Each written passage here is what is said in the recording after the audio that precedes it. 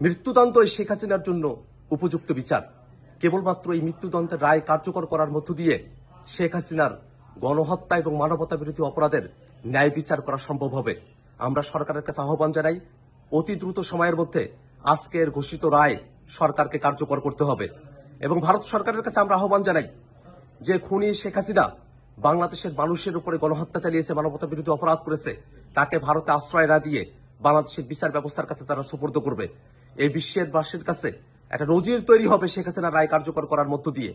শেখ হাসিনা শুধুমাত্র উস্কানিমূলক বক্তব্য দেয় নাই, আজকের বিচারের মধ্য দিয়ে প্রমাণিত হয়েছে শেখ হাসিনা মানুষকে গুলি করে হত্যা করেছে, লেথাল ওয়েপন ব্যবহার করেছে, গোটা বাহিনীকে মানুষের বিরুদ্ধে খুন করতে কাজে লাগিয়েছে এবং মানুষকে সে পুড়িয়ে হত্যা করেছে। এমন নৃশংস একজন খুনি যার এত এত অপরাধ, সে অপরাধের খুব অল্প কিছু অভিযোগেই আজকে শাস্তির ঘোষণা এসেছে।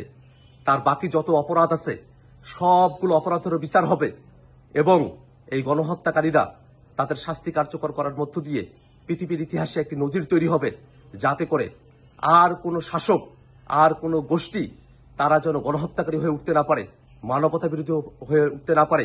তেমন একটা সময়ের জন্য অপেক্ষা করছি আমরা।